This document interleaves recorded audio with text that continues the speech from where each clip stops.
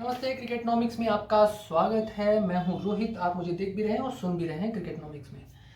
आज दो मुकाबले हैं। जो पहला मुकाबला है वो बेहद महत्वपूर्ण है, एलएसजी बनाम सीएसके।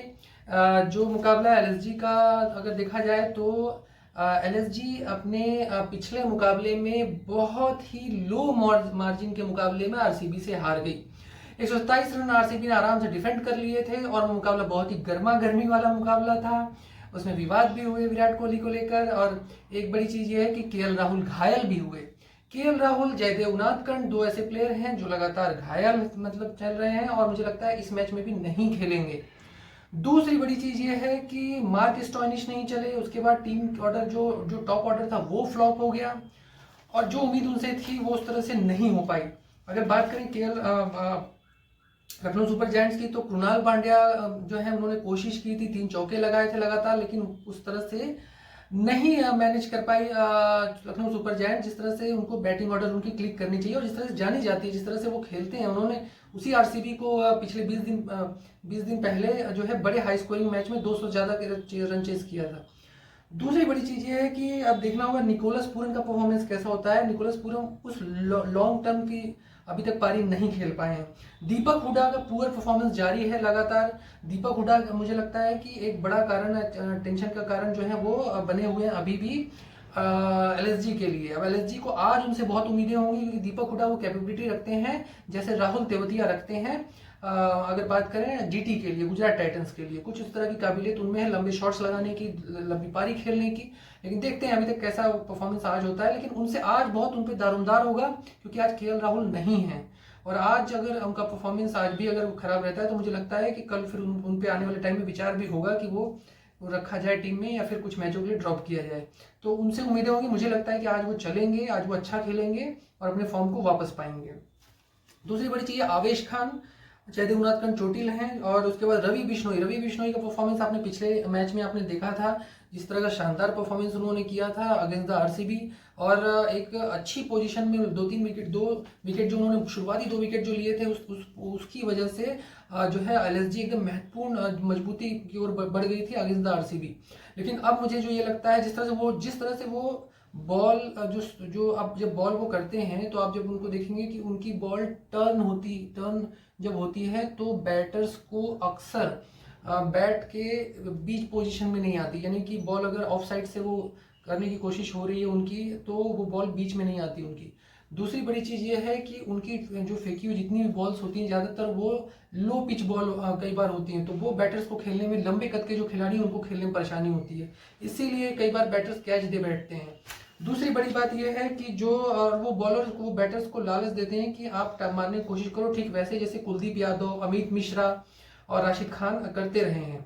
दूसरी बड़ी चीज यह है कि आयुष बडोनी को जो जो जो जो एक आप कह सकते हैं कि जो एक एक्सपेरिमेंट किया गया पिछले आरसीबी वाले मुकाबले में, उन्हें प्रमोट किया गया एज ओपनर, वो फ्लॉप रहा। मुझे लगता है वहां ध्यान देने की जरूरत है। आयुष बदौनी और अगर बात करें दीपक हुडा, 2 ऐसे प्लेयर हैं जिनके परफॉर्मेंस पे पूरा ध्यान होगा। उनकी परफॉर्मेंस की वजह से मुझे लगता है आज का मुकाबला बहुत हद तक उन पर टिका हुआ, क्योंकि केएल राहुल नहीं है, जयदेव उनादकंड नहीं है, केएल राहुल खासकर नहीं है, उसका बहुत बड़ा असर पड़ेगा। स्टोइनिस चल रहे थे कल के मैच में, जो पिछला मुकाबला हुआ था उसमें नहीं चले थे। उनसे बहुत उम्मीदें होंगी कि एक विध्वंसक पारी खेलें, क्योंकि आज केएल राहुल की अनुपस्थिति में मुकाबला जो है वो पूरी तरह से 3-4 प्लेयर्स के इर्द गिर्द ही घूमेगा। खासकर जो मुझे लगता है जब बात करें अगर सीएसके की बॉलिंग के सामने, अगर बात करें सीएसके की बॉलिंग की, तो सीएसके की बॉलिंग की परफॉर्मेंस आप पिछले काफी समय से देख रहे हैं। मुझे लगता है कि उससे तो आपको ज्यादा सोचना नहीं चाहिए। मार्कवुड भी अब मुझे देखना, मार्कवुड को मैं वो भी देखूंगा आज महत्वपूर्ण वो में कि आज उनकी परफॉर्मेंस खासकर बॉलिंग को लेकर वो किस तरह का करते हैं, क्योंकि मार्कवुड में इंपॉर्टेंट जो 5 विकेट लेने वाले जो प्लेयर हैं वो आईपीएल में, उनमें वो वही एक प्लेयर है जिसने 5 विकेट लिए, बाकी किसी ने नहीं लिए हैं।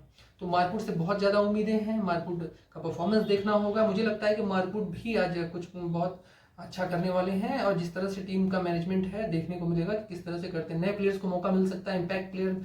मुझे लगता है कि आज 2-3 प्लेयर दो हो सकते हैं। मुझे लगता है आयुष बडोनी, मुझे लगता है कुछ उनका फेरबदल होगा उनके क्रम में बैटिंग ऑर्डर में, देखते हैं कैसा होता है। दूसरी बड़ी बात करें अगर सीएसके की, तो मुझे लगता है सीएसके की जो परफॉर्मेंस रहा है पिछला वो बहुत अच्छा रहा है, लेकिन पिछला मैच उनके लिए बहुत बुरा रहा है और जिस तरह से उम्मीद की जा रही थी वो उस उम्मीद पे वो खरा नहीं उतर पाए हैं।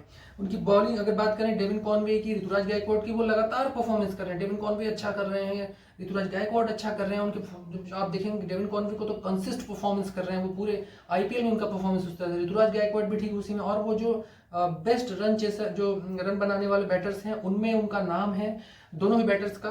तो ये बड़ी चीज। बेन स्टोक का मुझे देखना होगा। बेन स्टोक मुझे लगता है कि अभी क्या आगे बनती है मैचेस, आगे वाले मैचेस में और अभी के मैचेस में उन पे ज़्यादा भी कहा नहीं जा सकता उस चीज़ को लेकर, लेकिन उस तरह के प्लेयर हैं कि वो जब जब भी आएंगे, जब भी खेलेंगे तो अच्छा परफॉर्मेंस देंगे।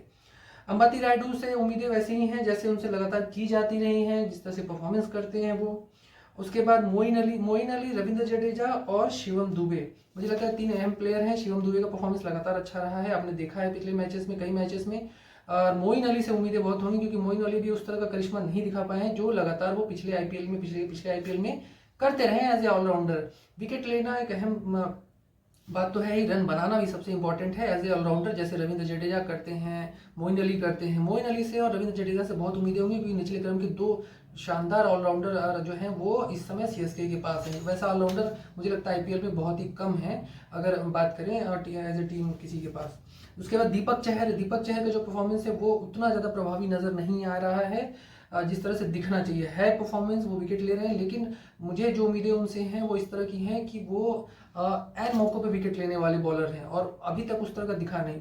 उसके बाद महेश तीक्ष्णा को आप देख चुके हैं कि शानदार, अगर बात करें लसित मलिंगा के बाद, मुझे लगा ये दूसरे बॉलर हैं जो उन्हीं स्टाइल में बॉलिंग करते हैं और वो किसी भी सिचुएशन को हैंडल कर सकते हैं अगर उनकी बॉलिंग स्टाइल को देखा जाए तो। एन मौके पर विकेट ले सकते हैं, खासकर यॉर्कर उनकी बहुत ही ज़बरदस्त है अगर कंपैरिजन लसित मलिंगा से की जाए तो। लसित मलिंगा अपने आप में जबरदस्त बैट बॉलर रहे हैं, लेकिन वो उन्हीं के अवतार नजर आते हैं कई बार जब उनका एक्शन देखेंगे और बॉलिंग जिस तरह से वो करते हैं। दूसरी बड़ी बात है तुषार देशपांडे। मुझे तुषार देशपांडे लाजवाब रहे हैं पूरे आईपीएल में, और जो शानदार जो विकेट टेकर रहे हैं उनमें वो टॉप पर इस समय जो टॉप के जो विकेट टेकर हैं आईपीएल में उनमें चल रहे हैं। उनसे मुझे जो एक उम्मीद वो ये है कि शुरू के जो 3-4 ओवर अगर लगातार उनसे सीएसके कराती है, खासकर पावर प्ले में, तो वो मुझे लगता है कि बहुत बड़ा रोल प्ले करेंगे। क्योंकि अगर बात करें एलएसजी की, तो एलएसजी के पास इस समय बैटर उस तरह के नहीं है राहुल के चले जाने के बाद जो रुक कर खेले, तो तुषार का रोल बहुत ही अहम हो जाएगा। और उसके बाद अगर बात करें जो और बॉलर्स हैं, मुझे लगता है कि जिस तरह से दीपक चहर कर रहे हैं, दीपक चहर और महेश तीक्ष्णा और खासकर तुषार पांडे पे बहुत बड़ा दारोमदार होगा आज में, क्योंकि एलएसजी की बैटिंग है वो थोड़ी सी लड़खड़ाई नजर आ रही है पिछले मैचेस में जिस तरह से देखने को मिल रहा है। बैटिंग की बात करें तो मुझे लगता है कि डेविन कॉनवे से, ऋतुराज से तो उम्मीद है ही, लेकिन आज जो मुझे लगता है कि अंबाती रायडू दोबारा चल सकते हैं, जो मुझे लग रहा है, जैसा मुझे समझ में आ रहा है, जैसा दिख रहा है मुझे, तो ये एक अहम चीज होगी। दूसरा, रहाणे की बात करें, अजिंक्य रहाणे जिस तरह से खेल रहे हैं, जिस तरह से चल रहे हैं वो, और उसके बाद उनका जो परफॉर्मेंस रहा है लगातार, एक 2.0 जो अवतार है अजिंक्य रहाणे का, वो बहुत ही जबरदस्त है। देखना चाहिए कि अंबाती रायडू को तो अगर छोड़ दिया जाए चलिए, लेकिन अजिंक्य रहाणे की बात करें तो अजिंक्य रहाणे का जो अवतार है वो कई लोगों को चकित कर चुका है। जिस तरह से वो 150 से भी ऊपर के एवरेज से खेल रहे हैं, उसके बाद पिछला मैच जिस तरह पिछले मैच में जिस तरह से उनका परफॉर्मेंस रहा है, तो एक शतक की ओर वो बढ़ रहे थे, वो बहुत ही एक्सेलेंट है। और देखना होगा कि उनका ओपनिंग पेयर किस तरह से परफॉर्मेंस देता है, डेविन कॉनवे, ऋतुराज, उसके बाद बात करें अजिंक्य रहाणे की, ये 3-4 प्लेयर ऐसे हैं। उसके बाद मुझे लगता है शिवम दुबे, तो ये 4 बैटर्स हैं जिनसे उम्मीदें ज़्यादा होंगी। फिर निचले क्रम में अगर बात करें रविंद्र जडेजा हैं ही। देखते हैं उसके बाद धोनी की जो कप्तानी है, पिछले कई मैचेस में आप लगातार देखेंगे बहुत अच्छी रही है, लेकिन पिछला मैचेस मुझे लगता है थोड़ा सा कहीं ना कहीं जो है वो बात करें जो अगर बात करें पंजाब किंग्स के खिलाफ जो है वो सीएसके चूक गई कहीं ना कहीं, क्योंकि वो अंतिम में जीत सकती थी, लेकिन जिस तरह से जो बैटिंग की गई, खासकर बात करें सीएसके की तरफ से, वो थोड़ा डिसअपॉइंटमेंट थी। और मुझे लगता है कि वहाँ उसने कुछ काम थोड़ा सा करना होगा जब हाई स्कोरिंग के मैच हो तो, क्योंकि पीबीकेएस के खिलाफ अगर बॉलिंग देखेंगे तो उस तरह की नहीं थी कुछ ओवर्स में जहाँ पे सीएसके को खेलना चाहिए था, सीएसके उस तरह से नहीं कर पाई।